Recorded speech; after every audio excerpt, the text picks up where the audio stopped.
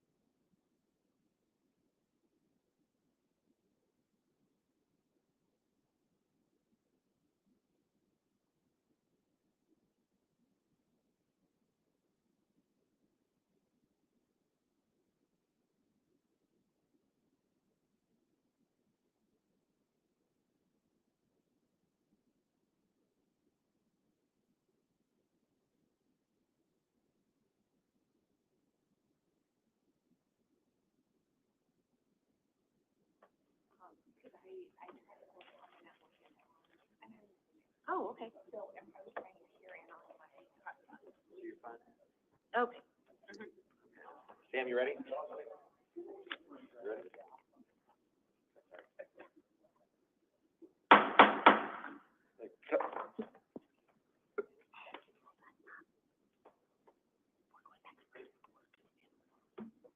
Okay, I'm testing. My light's not working, Sam, but it's on. Oh, wasn't me. I keep the gavel away from it. Morning, everyone. I'm going to call the Finance Committee meeting to order. Will the Secretary please call the roll? Director Green? Present. Director Harrington? Present. Director Laurie? Present. Director Robinson? Is absent. Chair Ryder? Here. Ryder is here. You have a quorum. I want to have a motion. Can we have a motion to allow Director Lowry to remotely participate in the meeting as a voting member? So moved. Motion's been made. Is there a second? Second. Motion's been made and properly seconded. Any discussion on the motion? Hearing none. All those in favor signify by saying aye. Aye. Aye. Opposed? The ayes have it. All right. Deb, do we have, the next regular meeting of the Finance Committee is scheduled for Thursday, April 3rd at 10 a.m. Deb, do we have anybody who is registered to provide in-person or virtual oral testimony? We have no registrations nor written testimony. Okay, so no written testimony has been submitted to be included in the record. First action item is the February 7th, 2025 Finance Committee meeting minutes. These were approved by the board at the February meeting, but are being presented for the committee's review and discussion if necessary. Are there any corrections that need to be made to the minutes? Any corrections? Hearing none, is there a motion to accept item 3A, the February 7th, 2025 Finance Committee meeting minutes? So moved. Motion's been made. Is there a second? Second. Motion's been made and seconded.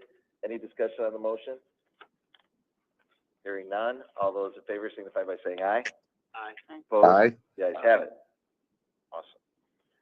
Next, I'm going to welcome my friend Charles Jones, our Chief Procurement Officer, up to the captain's chair, and for the to go over our contracts and procurement items with his co-hosts as they appear in the ordinary course of this discussion. Charles? Yes, sir. Hey, good morning. Good morning. Charles Jones, Chief Procurement Officer. So today we have 31 items, 30 contracts and procurement items that require responsive letters from the Office of Contract Compliance. We have 17 back with 13 in process and 1 expenditure item. So with that, start off with clinical. All right. So request number 1 through 4 will be presented by Dr. Tomopoli, our Interim Chief Medical Officer.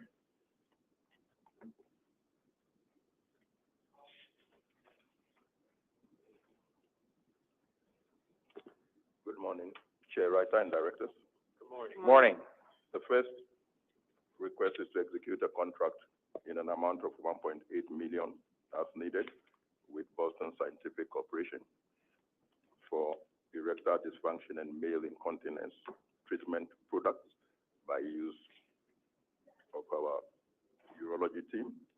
It's a 3-year contract extending through March 31st, 2028.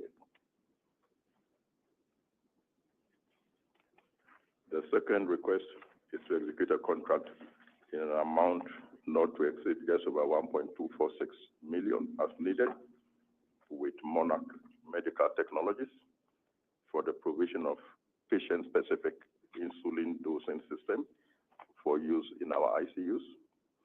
This is also a 36-month contract extending through March 31st, 2028, and there are 2 one-year renewal options.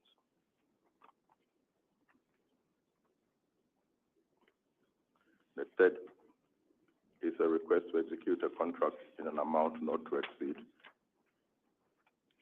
$547,000 $872.66.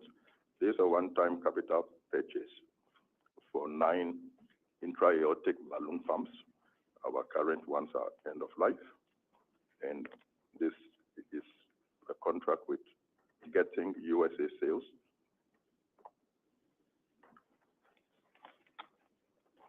And the final request is to execute a contract in an amount of $343,968.04. This is also a one-time capital purchase. The vendor is National Business Furniture for the provision of furniture to refresh our trainee call rooms. Thank you. Even the chairs are important. Yeah. All right, thank you, Dr. Kamapoli. Is there any questions for Dr. Kamapoli? No question. I have a question, Chair, if you can. Chair? Yes, yes, Commissioner. Thank you. I see the total, 343,978.04. I think maybe a different figure was stated by the doctor. I could be wrong. I think I heard $343,678.04. Just want that clear for the record. I misspoke. The correct sum is $343,978.04. Thank you. I think that used to be my phone number, too. Thank you, Commissioner Lowry. Good catch. All right. Thank you. Okay. Thank you, Rudy. Thank you. We're going to now move to request number 5 and 9, which fall under our category of equity and inclusion, which we're very proud of, and our Chief Equity and Inclusion Officer, Shannon Andrews, who we're also very proud of, is here to present. Good morning, sir, and good morning, directors. I have 5 items for you. The first before you is a request to extend and increase a contract with Med1. This is for the maintenance, service, and leasing of our Alaris infusion, epidural, and TCA pumps. This also includes software packages that integrate directly into our medication administration record. It is also a certified vendor of our EMR system. This request will take us through December of 2025, not to exceed $2,225,000. So you're going out for a bid? This is something that we're actually, Mr. Jones and I were talking about earlier this week.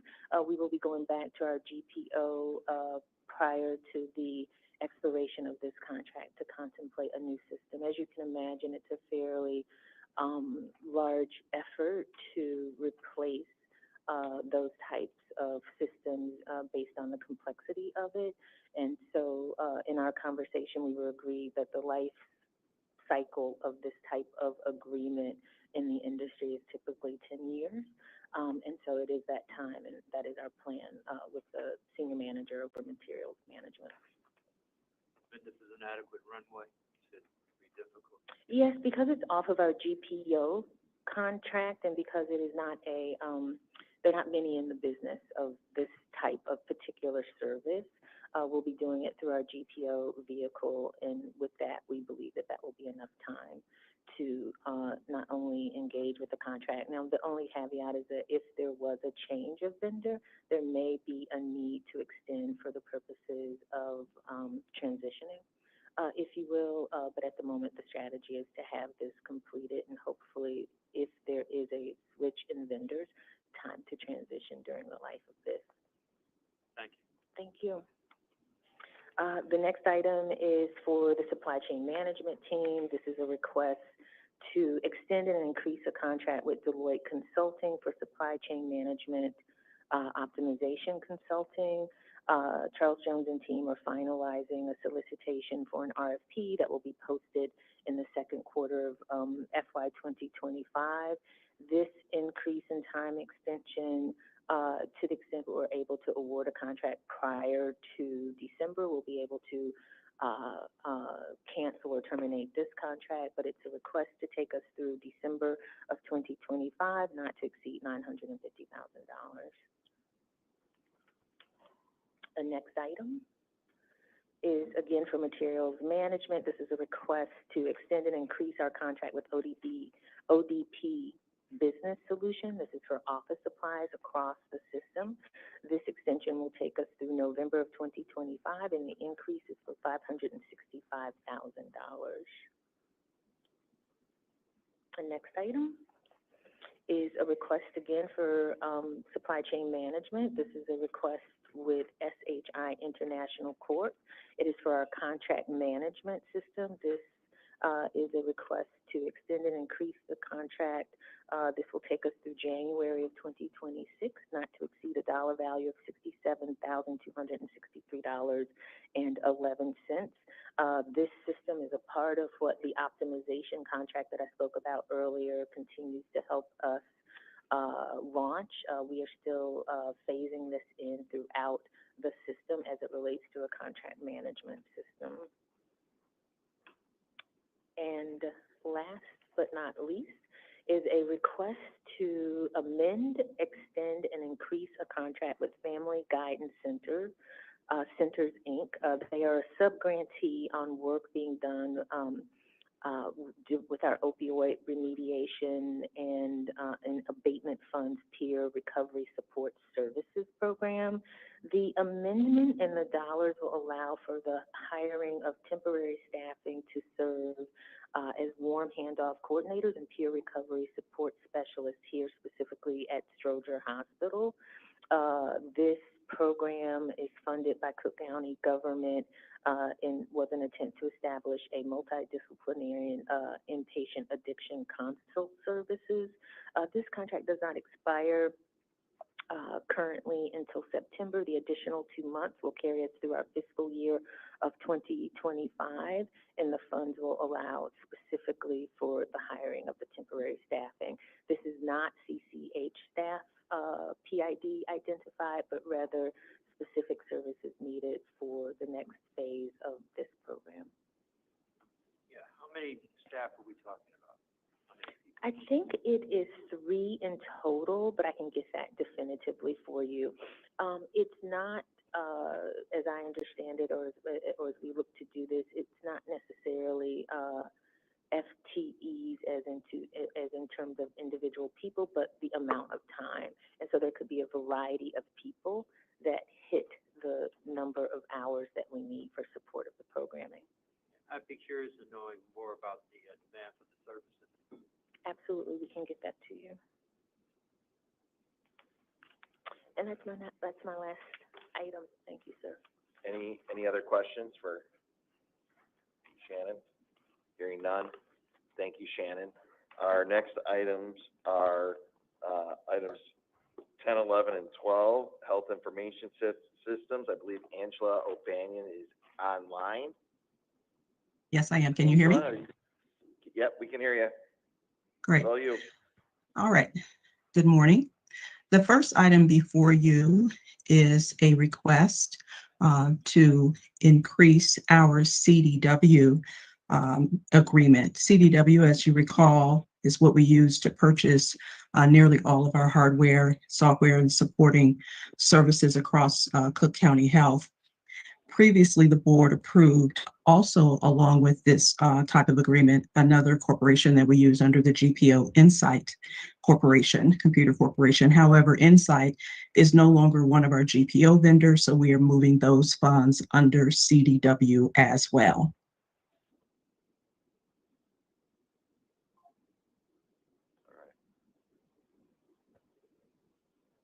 The next item is a request to amend and increase our Tiger Connect contract. Tiger Connect is our system-wide secure messaging and collaboration platform. As you may recall, we have replaced nearly all of our pagers throughout the system. Tiger Connect also replaces other manual processes that we used to use in spreadsheets. Some of you physicians may remember assignment schedules on spreadsheets and Word documents, etc.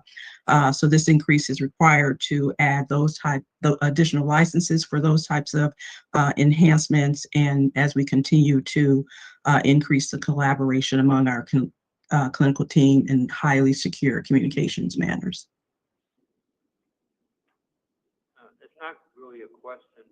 be interesting to see if, collaboration increases, but that's one of the stated reasons to do it. If, Director, could you repeat that? If collaboration increases?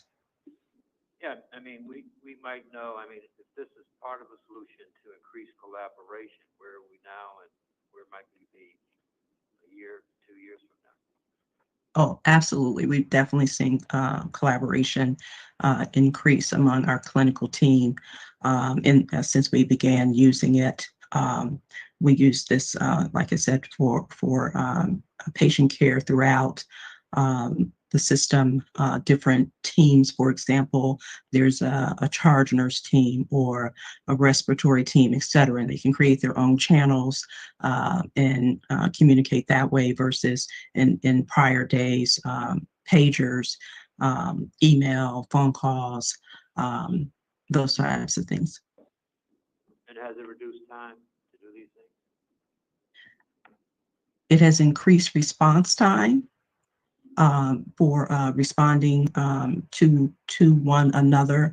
And what we will do is we will take a specific example and get back to you, Director. We'll use, for example, the physician schedules of the days, the spreadsheets that we used to keep, and give a specific example in a future meeting.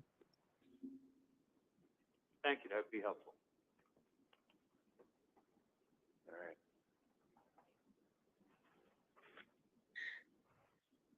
This item is for HEART.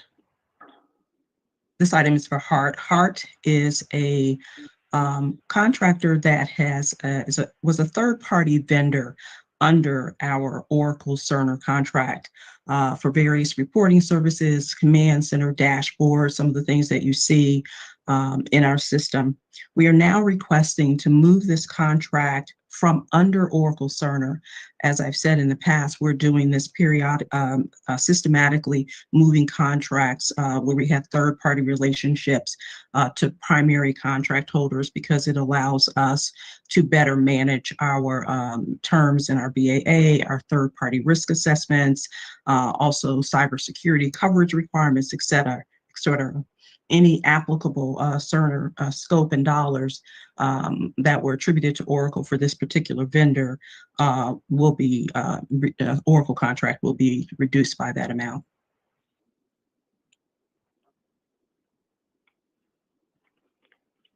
All right. Thank you. Thank you, Angela. Next up are our human resources contracts 13 and 14. We're going to have R.J. Dabney presenting today. Good morning. Good morning.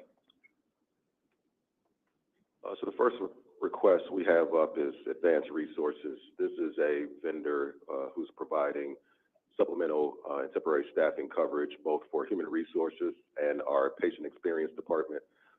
The patient experience department is working to set up a volunteer services team, and so right now this contractor is providing management support on a temporary basis as that department is set up. Right now we're looking for an extension through April of 2026. This is an extension-only request. There is no fiscal impact.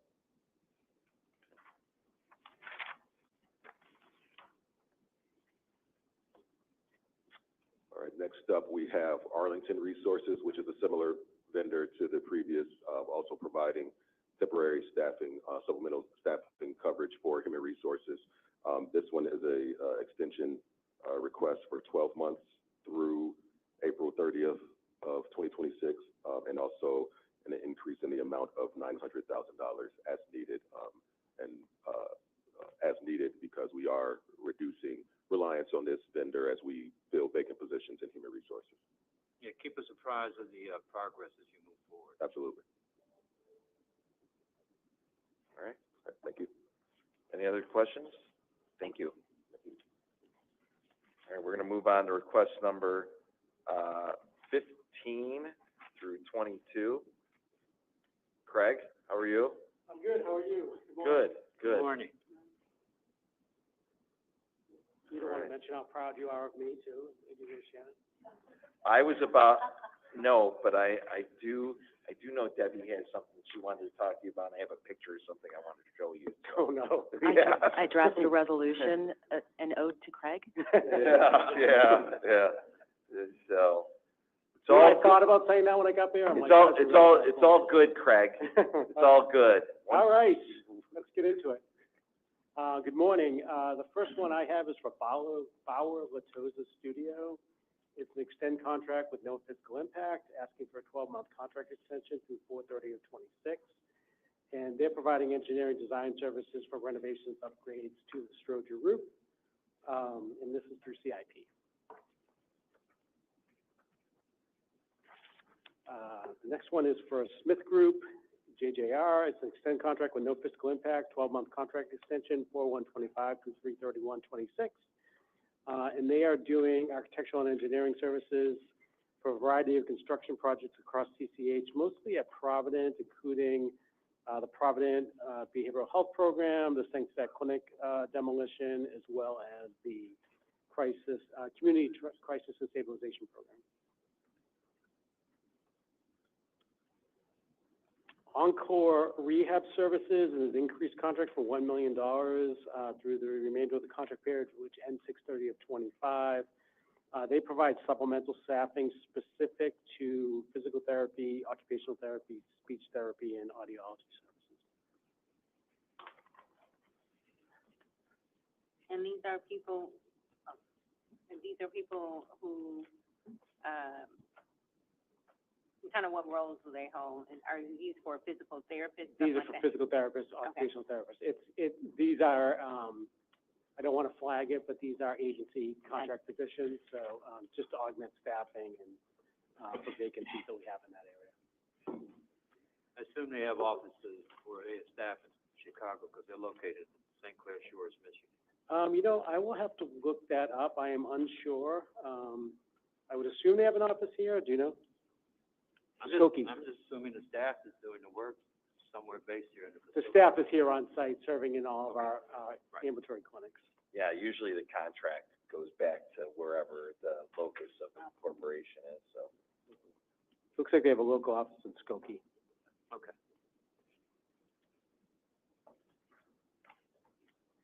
Jones Lang LaSalle is an extended increased contract for $1,683,000. We're asking for a 9-month contract extension, 25 through 11/4/25.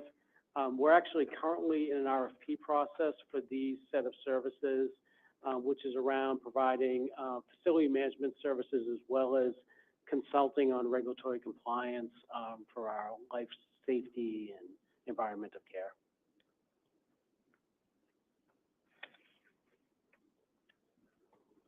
ABM, I'm out of order here, sorry. ABM Healthcare is extended increased contract for $1.4 million, 12-month contract extension, 5/1/25 through 4/30/26. We're in process of posting an RFP for these services, but currently this vendor provides shuttle bus services in continuous loops from JTDC Garage to Stroger, the Core Center, and then to the professional building.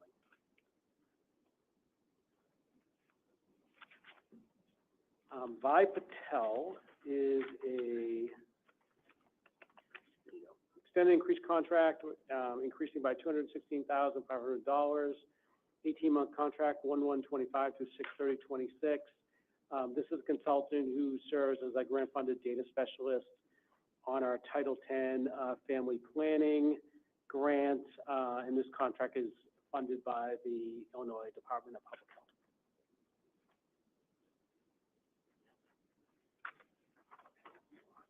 GSG Consultants. This is an amend, extend, and increased contract for $494,085 through our CIP program. It's a 12-month contract, 8/1/25 through 7/31/26, and they're providing A&E design services related to the demolition of the Oak Forest campus, managed through our Bureau of Asset Management in Cook County. Metropolitan One, execute contract for $3,381,220, 36-month contract, 3/1/25 to 2/29/28. This is the vendor that provides our valet parking at Stroger Harrison Square, the professional building, planning to expand to Providence and Blue Island.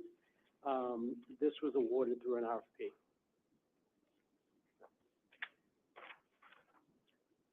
Any questions on any of the items that, Craig has presented? Hearing none. Thank you. Thanks, Craig.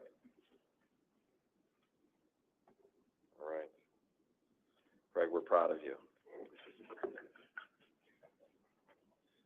All right. Next is quality, being presented by our Director of Planning and Analysis, Jennifer Rosenich. Yes, thank you. I'm here on behalf of Raji Thomas. She's out today. Q-Centrix currently provides our core measures abstraction services for our quality program reporting. We are here today to ask for an extension and an amendment to increase the contract services to include trauma registry, end-stage renal disease, as well as stroke get with the guidelines to help us clean up some of the backlogs and get the team more real-time to date. The dollar amount is about $500K through 2026 of June. Any questions? Hearing none. Thank you. Next up, our request number 24 through 30, being presented by our Chief Hospital Executive for Stroger Hospital, Donica Austin. Kathy, hi, Donica, how are you? Hello, how are you? Oh my God, I've never had it so good. I live in a fantasy world though, so. Well, thank you. Good morning, directors. Thank you, Chair.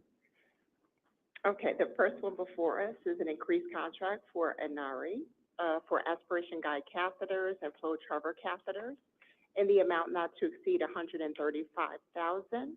The contract period 3/27 of 2023 through 3/26, 2026. The request is to continue to provide aspiration guide catheters and flow guide catheters and disposables for the use in the electrophysiology lab at Stroger. These devices are designed for the removal of blood clots, particularly in the case of acute limb ischemia and other vascular conditions.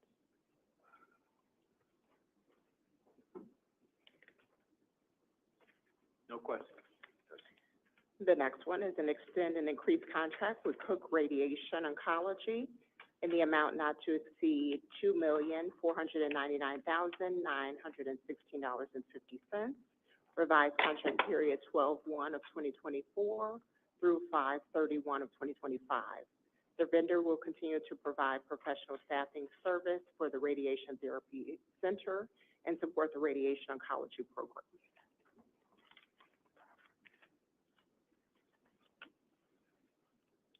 The next one is an amend, extend, and increase contract for Medtronic for catheters, guard wires, guide wires, and inflation device supplies, with the amount not to exceed $115,335.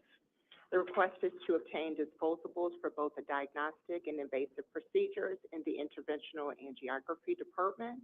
The microcatheters are used in the endovascular procedures where materials are delivered through the catheter to block the blood flow for problematic areas.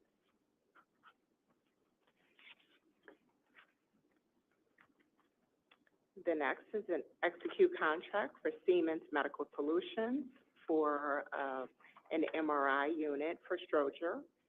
This is a one-time capital purchase that includes the installation and full turnkey in the amount not to exceed $3,200,514. The vendor will provide one MRI system, again, with full turnkey solution to replace the current end-of-life system that we have here at Stroger.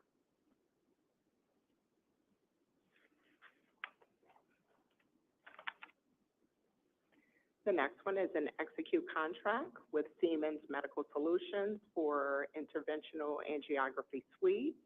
This is a one-time capital purchase for installation and full turnkey in the amount not to exceed $2,296,086.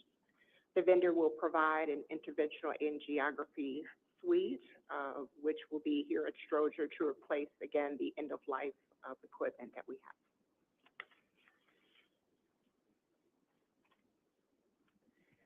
The next is an execute contract with Sterling, for Sterling Cart Washer with Skytron, in the amount not to exceed $282,493. This is a one-time capital purchase for the turnkey project, which would include a new cart washer installation and full turnkey for our transportation department at Stroger. Have we ever worked with this vendor before? Skytron. Have I already made the Terminator joke about this? I've heard it.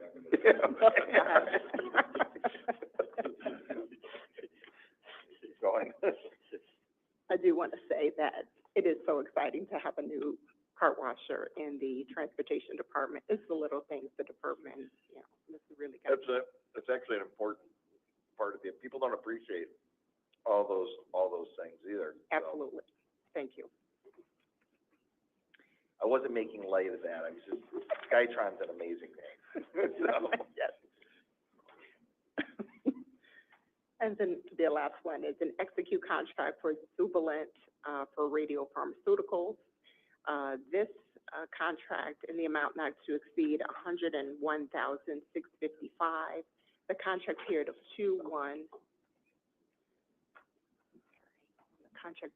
4/1/2025 through 10/31 of 2025. This request is to separate the original contract into two separate contracts between Provident and Stroger. The standalone contract is required in order to comply with the 340B requirements. And I know there was a question about the 340B requirements. So each covered entity must purchase their own directly from the manufacturer or wholesaler in order to get the discounts under the 340B program, hence the reason why we are separating out the contract.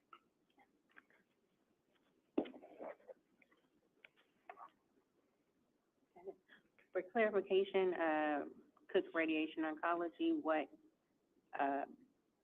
what positions would those be? Are those also agency? So it's a management agreement Okay. to provide oversight for our oncology program. Okay. It's a contracted service with the entire group, so they provide physicians and staff to run our RADON program. Okay. All right. Thank you.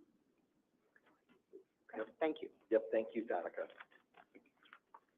All right.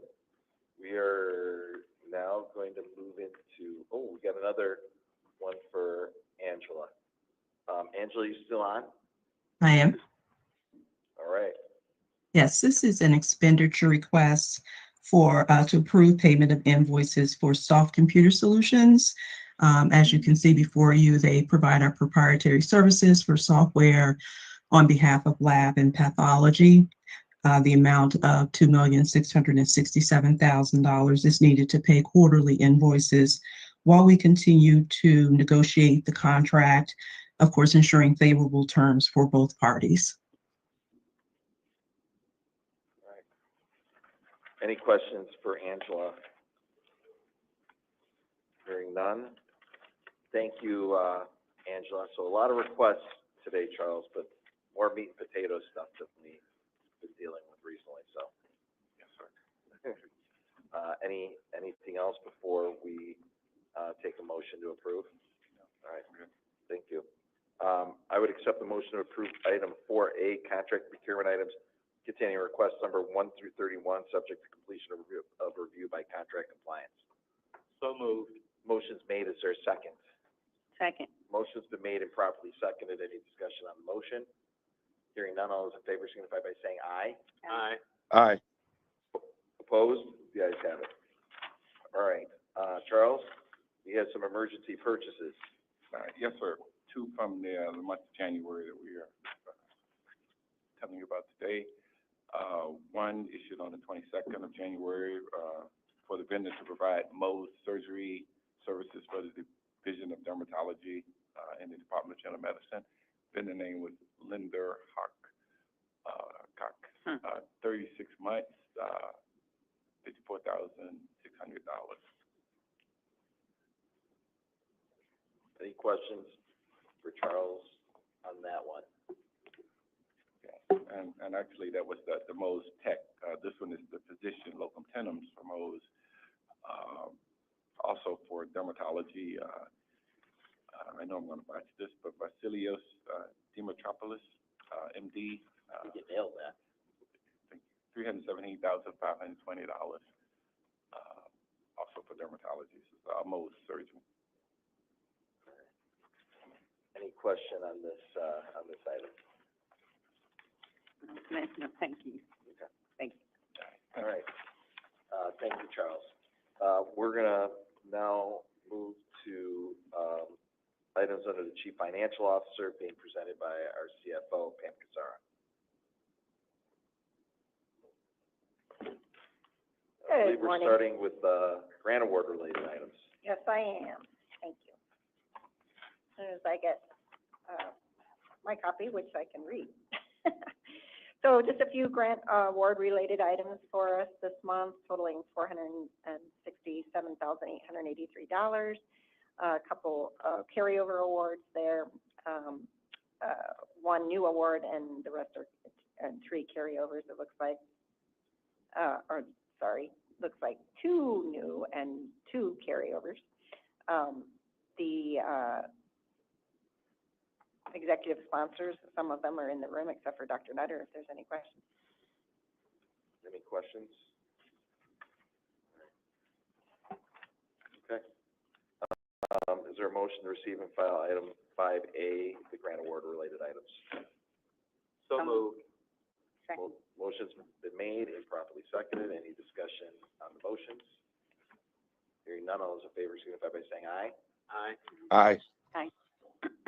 Opposed? The ayes have it. All right, thank you on that one, and we'll move on to the January financials, Pam. Sure. So this is for the 2 months ended January 31, and as Chair Ryder and I were discussing earlier this week, we've had it really easy, or I've had it really easy the past 3.5 years coming to this committee and reporting very positive news. But this month, unfortunately, we are starting to show the effects of some of the political changes that are happening and the volume declines that we're starting to see. So at the end of January, we were on an accrual basis, $34.1 million short of budget, and on the county's cash basis, $72 million unfavorable to budget. As I just mentioned, unfavorable NPSR, net patient service revenue due to lower than budgeted volumes and increases in charity care, which we'll continue to see as the year progresses. However, we've had favorable capitation revenue on the county care side as their membership has remained high. You want to go to the next slide, Debbie? All right, so as you look at this, the actual financial side, you can see that top line with the negative variance of $36.2 million net patient service revenue. That is the revenue associated with the clinics and hospitals.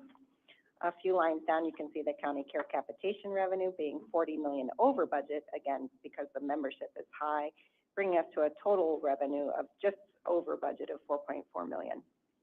However, on the expense side, you see a lot of red variances there. Those one black variants were well under budget on our salary and benefit line related to all the vacancies we still have. And however, the big negative variance there is related to the claims expense that goes along with the higher than budgeted county care membership. So in total, net loss of 23.7, almost basically 23.8 million for the 2 months. We budgeted to be 10 million positive, so 34 million negative variance to budget.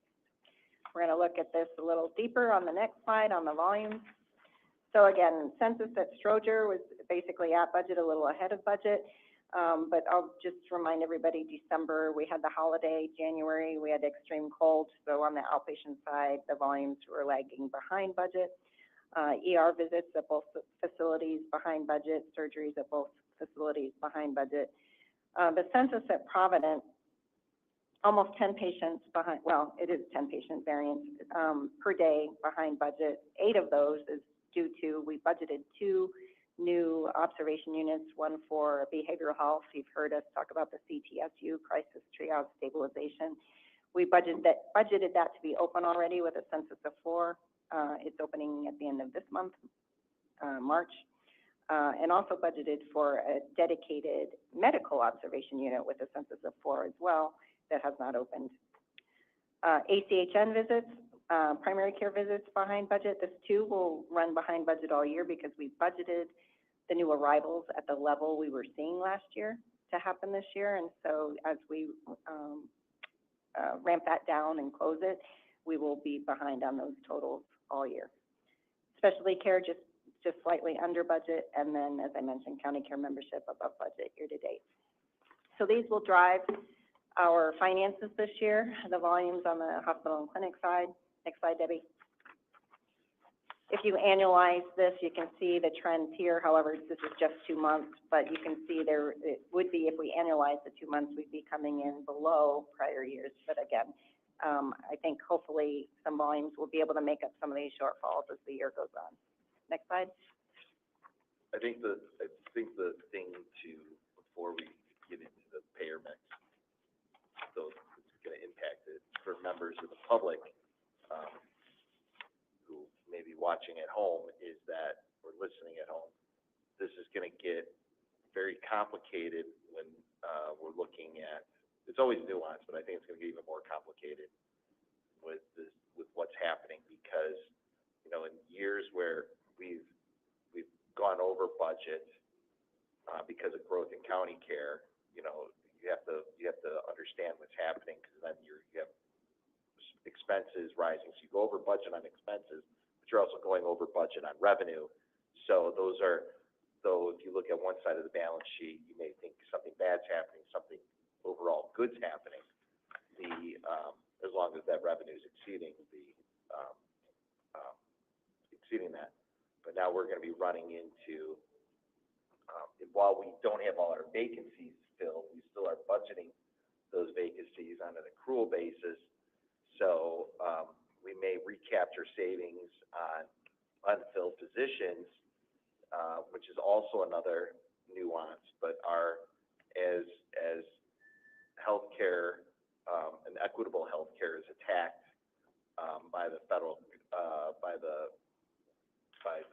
government, particularly the majorities in Congress and the White House, we are going to see some of our fixed costs before we make adjustments for unfilled positions, you know, getting assaulted as well, because, you know, we have to maintain a certain level of care, but we're not taking in the revenue to offset it that we normally have through block grants and through other Medicaid, just the normal flow of Medicaid. And some of our Medicaid programs, I think we are going to have to, you know, work with the state on figuring out how some of that's going to exist, how some of that's going to work structurally. So I just want to, I feel like this is a good time to like make sure that I feel like I'm going back to pre-PAM days where there, like I said, there's always the financial statements are always nuanced, but when you're on the positive side of the nuance, you know, it sort of emerges on its own. Right. Now we're going to have to be, you know, making sure members of the public understand, you know, where the wins are at, and also where the offsets are at. I think, you know, as you get into the payer mix, there's another dimensionality of that as we switch to some of the Medicaid eligibility is gonna change in how we deliver services, because that's also gonna look pre-PAM, pre-COVID, Right. in terms of DISH and everything else coming back into the picture. Yeah, I want to state it in just simple terms. The storm is coming and we better be prepared. Yeah.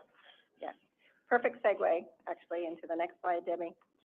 And actually, for next month, we've added back 2019 and 2020, 2021 to this slide, so you can so we can keep an eye on what has happened, right, during the pandemic. In the previous years, we saw the Medicaid bucket, going up and the uncompensated coming down. And now you can see in this slide, basically the opposite is starting to happen, which will definitely put pressure on the financials to make up the revenue somewhere else, either through volume or through decreasing our expenses. Because again, the goal with the county is to be balanced, so revenues have to equal expenses. It's to be balanced and also provide services Right. to, everyone who comes through our doors, right? Right. Which is what we need to stay true to. Next slide, Debbie. So again, here too, I mean, the pressure on revenue cycle will continue to bring in every dollar we can, since the dollars will be going down overall. We do know that the health benefits for immigrant American population will be ending later this year. So we'll be looking to try to offset the revenue loss through revenue cycle initiatives and also expense reduction initiatives. These indicators are still climbing out of the Change Healthcare effect, although they are more in the green and from the red to the yellow and green. So they'll be back on track as the year goes on. Next slide. Same with denials, right? We want to try to prevent the denial from happening in the first place. The trends are all going in the right direction, going down, but again, with the pressure we anticipate from less revenue due to disenrollment through the Medicaid programs, right? We'll be looking to collect every dollar we can. Next slide. And then this slide shows the charity, and again, this is just 2 months, but if you would annualize the charity and other uncompensated, which is the bad debt line, you can see we would be over on those 2 lines year to date versus our budget and the last several years. Next slide. So that, again, that makes the savings initiative side very important as well. We do have several initiatives in play. RevCycle is a big one, as I mentioned. County Care has a vendor contract renegotiation that'll come into play mid-year, so a couple million from there. And then on the health system side, we hope to see savings from the reduction in agency, as well as the ramp down of the new arrivals clinic. So we do hope we'll be able to offset the half-year impact of the change, the only change we know of for sure right now, which is the health benefits for immigrant Americans population. We should be able to, if we achieve these savings, offset that and still make our budget this year. Again, a little early, so we'll monitor this as the year goes on. And then last but not least, County Care, again, the graph at the bottom, the blue bars are the budget, the red bars are the actual, and the light red bars, which are a little hard to see on the screen, but you should have a hard copy, are actually the HBIA population. And so if you pulled those off, you could see that the actual membership would be lower than what we budgeted. So again, this will deeply impact both the health plan side and the health care side of the house, and we'll be continuing to monitor this as the year goes on. Any other questions? I have a question. Maybe this is for having to do with this. I remember there was maybe November, we talked about increasing virtual health or telehealth, whatever you want to call it, options. Are those multilingual? How many well, hard question, but have we considered making them available in more languages and kind of using current events to guide what virtual health languages we have and boosting that option? Because I anticipate there was an article recently too. What's happening is what we see in ambulatory care or primary care, those decreases a lot. A lot of it has to do with willingness of a person to come outside their home. So I know we talked about that in November, I want to say. Have we been boosting those numbers? Are they going up, and are we adding languages to accommodate? So my understanding, and Shannon, correct me if I'm wrong, but that we have the same translation services that are available that we would use, kind of those iPads, we're able to do that through virtual as well. So we have the languages there. We could probably do a better job advertising the fact that, if you need Spanish, if you need Polish, Russian, right, we can still do that virtually as well. So, in terms of volumes, we can get that for you. We'll get you updated. Okay. That may be something we can do. Yeah, just a suggestion. So as of January and February, which again, this is just 2 months, we had seen no decrease in overall volumes related to like ICE or the non non-legal, immigrants. So there was no, now we may have, I'll ask Craig if he's heard any reports, but last I heard from Claudia, we haven't seen any, and now we're offering the telehealth, so. Okay. Monolingual. Yes. I believe, Commissioner Lowry has a question. Thank you, Chair. So about 56% of CCH's patient service revenue comes from Medicaid.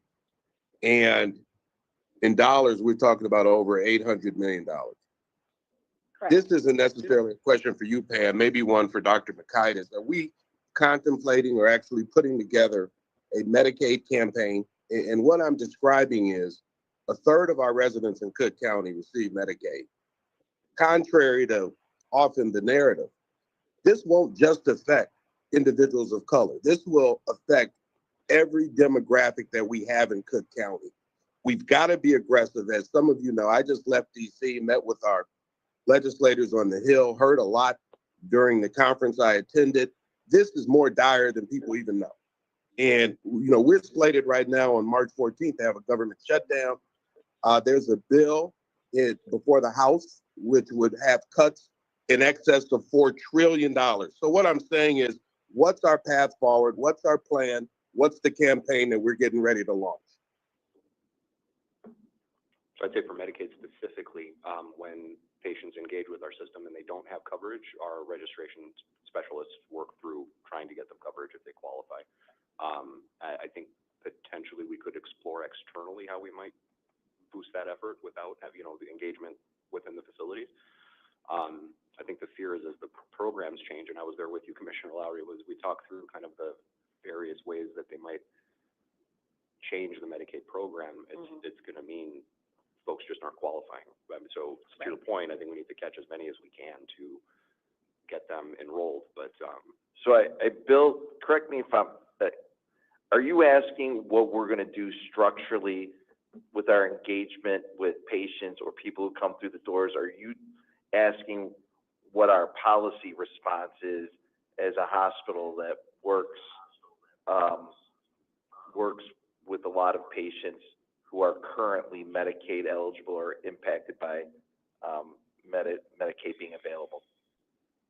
Chair, I think there are two components. It's the path forward if in fact the Medicaid cuts come, but we also have to be proactive and organized and put together some type of campaign so that all know, including our congresspersons, that this is affecting all of us. And this is a real opportunity for us to do so.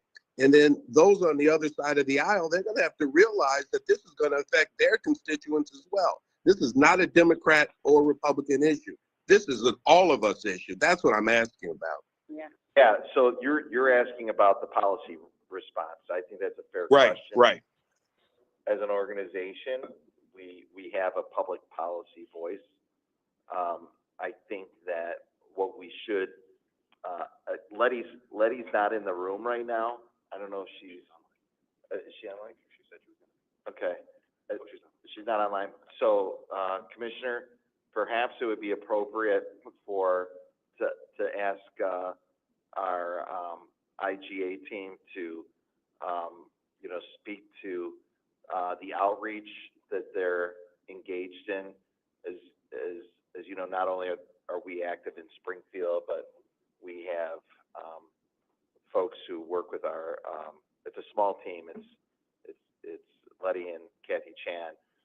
With some contract folks, and then the county proper. I know this is a big issue for President Preckwinkle and her intergovernmental affairs staff. Let's take the opportunity to ask them to present at the board. If Dr. Makaitis would include that in his report at the board meeting about what we are working on and what kind of campaign work we have. I will say that my day job is working for a workers' rights advocacy organization in the labor union space. I've been talking with other advocacy organizations that are very concerned about this, and we were talking regularly, about just all of this. It's not, because part of what we're gonna see, I believe, is going to be, they're gonna try to figure out a way to keep Medicaid, alive, but pick winners and losers, right? Which could also, you know, still have a lot of unintended effects, because they'll have to pick not what distinguishes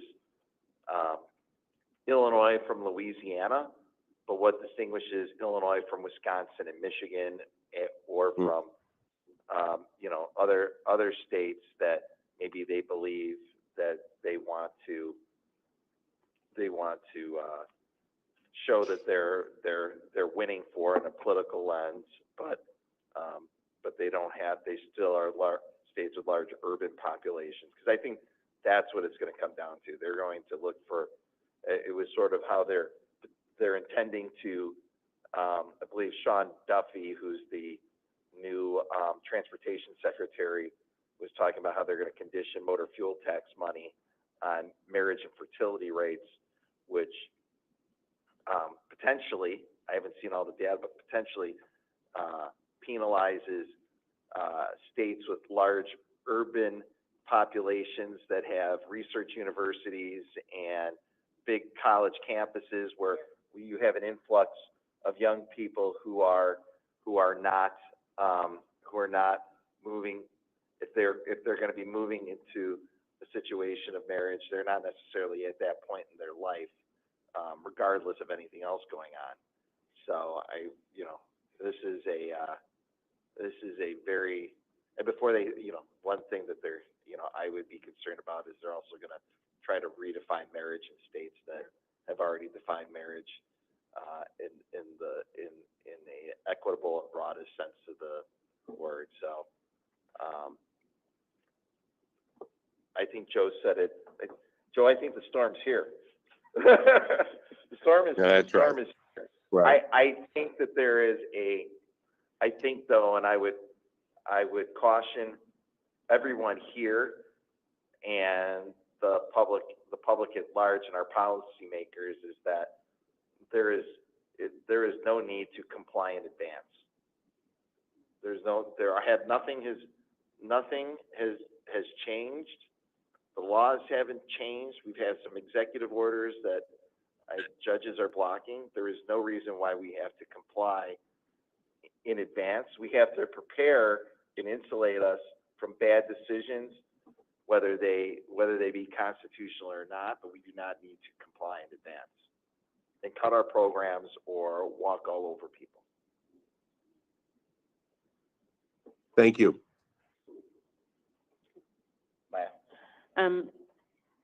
In accordance with preparing in advance, is there the opportunity to give thought to making sure, reflecting on COVID, something we had the opportunity to do was make sure patients had their life-saving medications to the greatest capacity. For instance, in my field, we ended up patients that could get that 90-day, 180-day prescription for medications, and because they're life-sustaining. I mean, people with diabetes, people with high blood pressure. Is there an opportunity to look at patients we have now, and make sure they have it, just in case something happens, and it protects our patients? I know it applies here, and it applies to what we can do to support our patients. So think about that. I can connect on that, but patients that are engaged now, if they can get greater instead of the 30-day, because if anything happens, they have it. That is a good point. I'm always like, do I take the 90-day prescription, or I just do my regular route at 30 days? So I have to figure it out. In COVID, we should have given the 90-day, because a lot of things happened. People fell out of care and they weren't able to get it. And then on the back end, the chronic disease is further along than it was. Right. That's a very thoughtful point. All right, Pam, back to you. Did we get to the end of your report? Oh, okay. All right, great. Well, thank you. Any other questions for Pam? Thank you. Thank you. All right, we're now gonna move into our monthly informational report on our agency reduction plan, from our, Director of HR, Wynn Buren, and returning to the hot seat is Craig Williams. Now we'll judge how proud we are, Craig. Good morning. Morning. Okay, Wynn Buren, Chief Human Resource Officer. All right, so there have been 452 offers made. From the 452 offers, there have been 323 accepted offers. From those, there have been 129 filled positions. This includes 43 internal candidates and 86 external candidates. Year to date, we have 87 separations, resulting in an overall net loss of 1 employee. Our separations continue to trend down. As we review our hiring trends, we've observed a decrease in new hires between FY24 and FY25 same time. This trend is largely influenced by our focused efforts on the priority of converting the agency settlement agreements, which has required significant recruitment resources. So to strengthen our hiring efforts, we are currently interviewing for 6 full-time recruitment selection analysts. These hires will enhance our internal recruitment capacity to fill vacant positions in a timely manner. And our Associate Chief Human Resource Officer, who you met earlier today, RJ, is collaborating with the EPO to make changes to the employment plan that we believe will speed up the hiring process. So accelerating the hiring process is one of our goals, and moving candidates from one requisition to another is the other. Next slide. For any questions. Yeah, go back, I wanna make sure.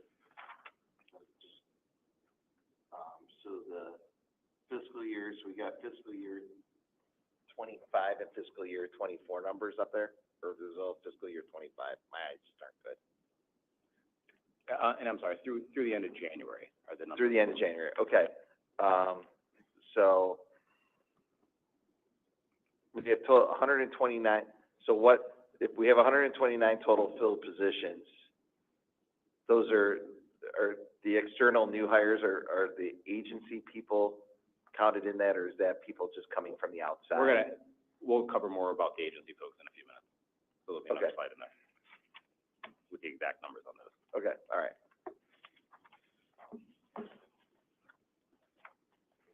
So this next slide is a little bit of change from prior months, and we're trying to address the broader, agency utilization across the health system, both including nursing as well as other positions. And then we have an additional slide on our physician locum tenens, contract and labor. So on the left, you see our overall utilization across all departments of agency FTEs. You can see a pretty significant decline from September 24. However, I think you would also notice a comment on a flattening over the last 3 months. What I would say is that we have been very focused, and Wynn's team has been very focused on the conversion of our agency staff to CCH positions, and he has some good data on the work we've done. I think 193 accepted positions to date. At the same time, Bina on the clinical nursing side has also been looking at ensuring that as patient volumes change, that we're matching up our contract labor as well as pieces of that. At the same time, there's been a big focus on our conversion to agency, and I think we've had, I think we haven't had as rapid outside recruitment. So part of our plan around agency reduction is not only converting agency staff, but bringing in new people to open positions. And, I think that we continue to have an opportunity to expand on that. Yep. On the job codes, because in some places we have, like SEIU and RW, DSU, and parens. Is there other labor representation for these other ones, like medical assistant, medical technologist, Yeah, those AFSCME positions, I believe also, so on the right is our top, I think it's 17 job titles that we use in agency labor in right now. Those 17 positions comprise about 76% of our overall agency utilization. So I think it's a good representation of really what we're using our agency labor for. And I think every position there, I'll double check this, but I believe every position there is a unionized position. Yeah, I'm just wondering, because there's some of them we note that, and I only ask because I know that there's been different experiences Yeah. on this, depending on whether they're SEIU positions versus ASME positions. I'm just wondering if there's which ones. We can I'll add that specifically in future presentations to show which Yeah, union they're 'cause in. What in some of the job titles, the actual union is actually listed, which is why they're there. Got Other it, ones got they're it. not. So that's why it Got got it. picked up that. I got it, yeah. But I can add that easily. We have the union classification. And I think what you can see is that, from January, we've had an overall reduction of 183. Nursing alone is reduced by just over 100 clinical nurse 1 positions. I'll also mention when you look at utilization of agency across nursing-specific NOC and NOC covered positions, those, 395 FTEs that we had in January represents like 96% of the utilization of nursing contract labor. So that's the primary place where we're bringing in nursing contract labor. There's other positions that BENA manages in nursing, like medical assistants or ward clerks, but when you talk about nursing, it's primarily those bedside or in-clinic nurses that are providing direct patient care. Yeah, given the size of our staff, is there an ideal number? Because on the left side, you go from 1,400 to 1,050. So we can expect that we're always going to have agency staff just because of the nature of the work we do, and positions are going to be vacant for a period of time. Is there an ideal number? Do you have a goal in mind or a target? I think realistically, you'd like to get this number under 1,000. Okay. Which That would way we can- represent, I think that's approximately Right. 20% of our workforce. I think that there's a real opportunity for that as we reopen hiring and get positions in. I definitely think what our goal is that we've talked about, and what the commissioners have talked about, is getting below 20%. Yep. And holding below 20%.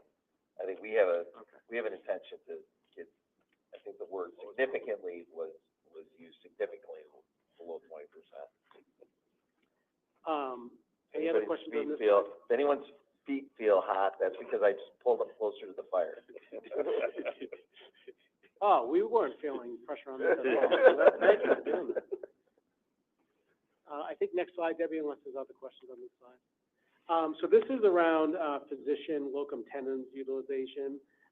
Currently, we have just under 39 providers under a locum tenens contract. So there's 6 physician assistants, just under 17 physicians, 15 nurse practitioners, and 1 registered nurse anesthetist. I can't say that word, sorry.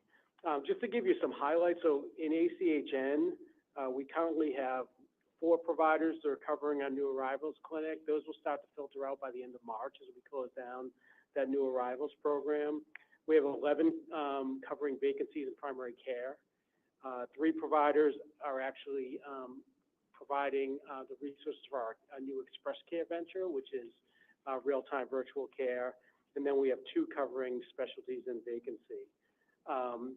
In anesthesia, we have 1 cardiac anesthesiologist that's covering due to retirement, a general anesthesiologist covering for vacancy, and then our CRNA is covering at Providence. At CERMAC, it's a psychiatrist, PA related to a vacancy.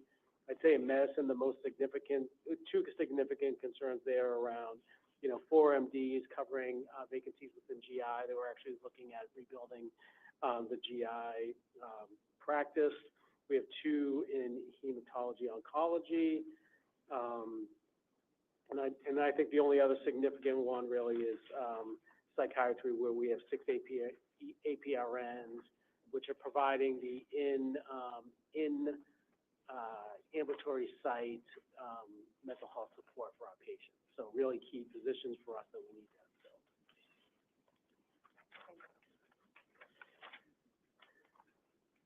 All right, so jumping back into this, and to answer your question, Director Ryder, that 129 did not include any of the agency folks that were converting. Now they started converting in February. All right. So I think you've seen some of this information before. We've made 237 offers. 193 of those were accepted. So over 33% of the agency's staff working in roles covered by the settlement agreements have agreed to convert. We're continuing to remain focused on converting additional folks through the different settlement agreements. You can see on the chart up there that we had 29, I believe, transferred in this month or converted in February. We have 70 additional scheduled for March, and then additional folks in April.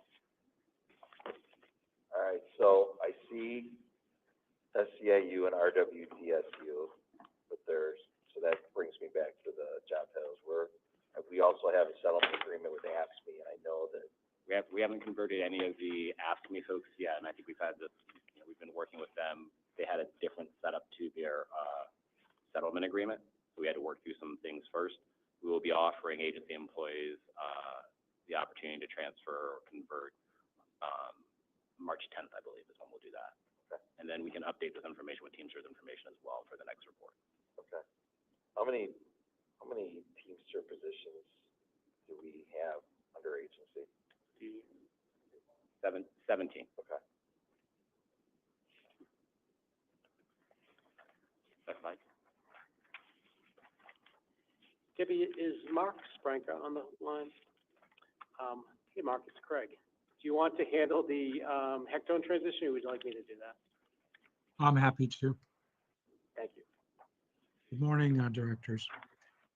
So, as I reported in previous meetings, we're transitioning folks from Hectone to CCH in waves. There are 4 waves represented in the quadrants of this slide. Wave 1, the transition date began January 1st.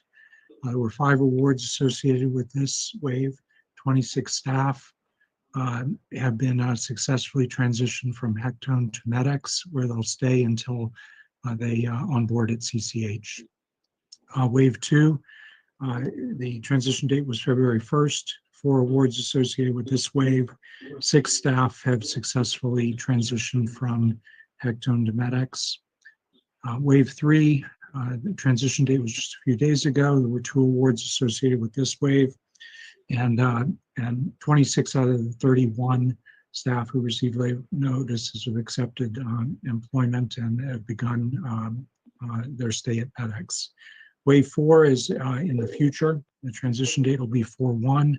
There's 6 awards associated with this transfer, and there are a total of 43 people who've received layoff notices. We're in the process of, MEDEX is in the process of making offers to these folks now, and we will know in the next few weeks how many of them have accepted employment at MEDEX. By the end of this month, we expect to have some folks from Wave 1 successfully transition from MEDEX to CCH, and with the balance, hopefully by the end of April. And we hope to pick up the pace with the subsequent waves so that by approximately June 30th, we'll have everybody successfully transitioned from Hectone to MEDEX and MEDEX to CCH. Any questions?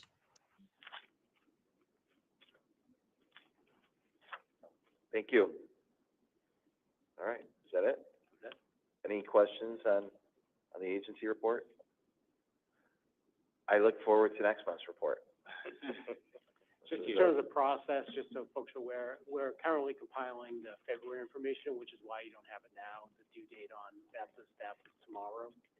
So I think as we get later in the month on finance, we'll have a little bit more current numbers, which will be reflective of the prior month. It's just a timing issue. Thank you. Thanks, Greg. All right. I believe with that, we've exhausted our agenda, so we are adjourned. See everybody at the board meeting. Thank you. Thank you.